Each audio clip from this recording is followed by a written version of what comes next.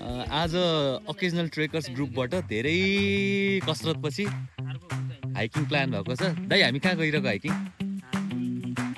गोसाइकुण्ड जाने भनेको तर गइएन। हामी जाँदैछौँ कहाँ जानु लाग्यो दाइ? कहाँ जानु लाग्यो हामीहरू? चम्पादेवी भस्मासुर। अब हामी हाम्रो हाइकिङ सुरु गर्दैछौँ।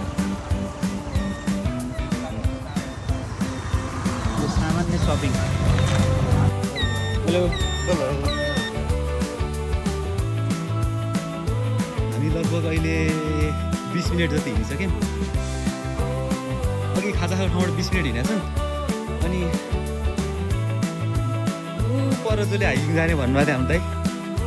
बस इतना ही हवा निकल गई भने जस्तो भइरहेछ। भ्यान्स भ्यान्स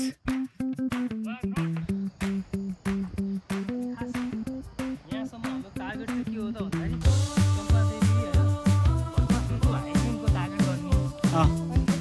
यो बाटो राम्रो थियो गो गर्ने। होइन त्यहाँबाट हामी जानु पर्थ्यो कि हाइकिङ ट्रायल त अफ रोडमै हिँड्ने हो। होइन मैले भनेको त्यही त। अघिको जुन देखाएको थियो त्यो बाटो हामी हिँड्न चाहिँ हामी चाहिँ पुरा चम्पादेवी भस्मासुर जाने भन्ने होइन। अनि त्यो बाटो देखेर ठाडो छ घुमेको। अल्मलिएको अवस्था, मान्छेहरू अल्मलिएको अवस्था। हामी यस्तो ठाडो बाटो जान्छौँ। विजेन्द्र म पनि गइदिनु पऱ्यो।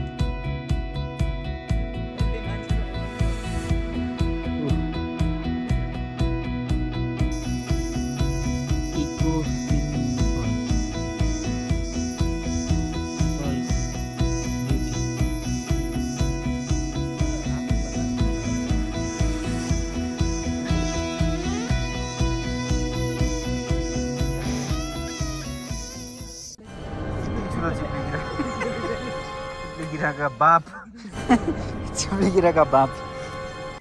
यस्तो राम्रो सिनेरी छ।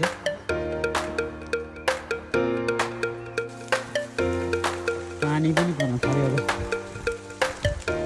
ठुलो पानी पर्ला जस्तो छ। बाटो सबै चिप्लो। एक दुईवटा घर चाहिँ देखियो है साथी। एक दुईवटा घर चाहिँ देखियो। हामी अब चम्पादेवी पुग्नलाई हाफ वे पुग्यौँ। 2 घन्टा हिँड्यो। धेरै उकालो हिँड्यो। यस्तो राम्रो हरियाली छ।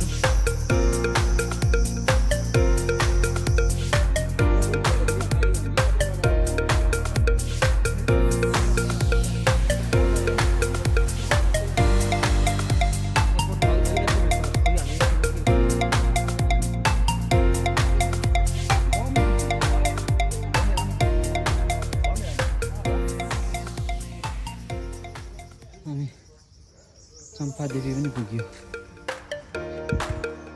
सानो भनिन्छ।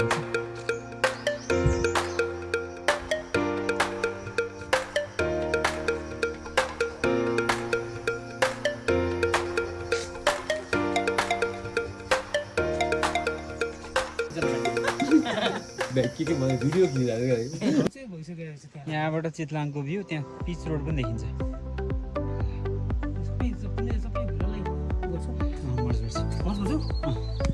पढा रहेछ मान्छे पुरै कन्टेन्ट क्रिएटर।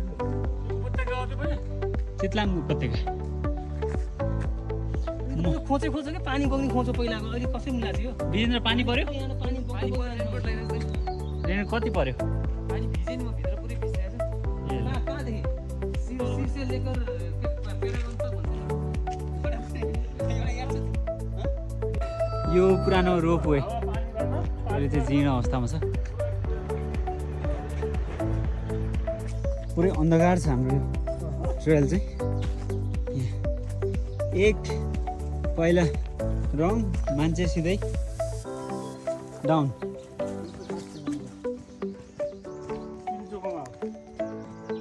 कस्तो लागिरहेछ?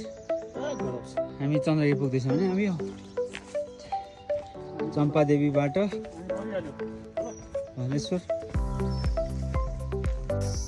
हामी यति धेरै उकालो हिँडिसक्यौँ कि हामी एकदम लखत्रान, नेपाली शब्दमा भन्नु त लखत्रान थाकेर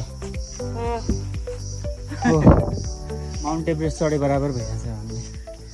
ओहो हाम्रो एकजना साथी त महेन्द्र राहुल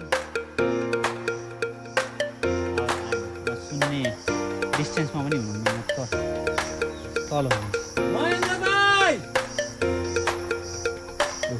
सुन्नु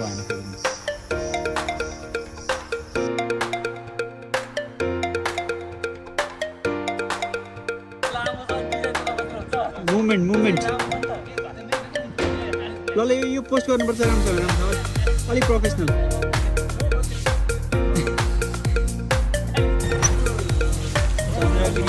ठुलो पानी पऱ्यो ठुलो अनि हामी राम्रो एजुकेसन काम लाग्यो यो सार्वजनिक शौचालय नेपालकै हो नि नेपालकै हो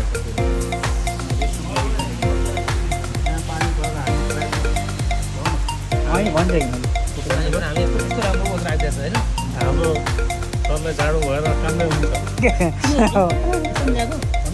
तिमी कैद हुँदैछ जाडो भइरहेको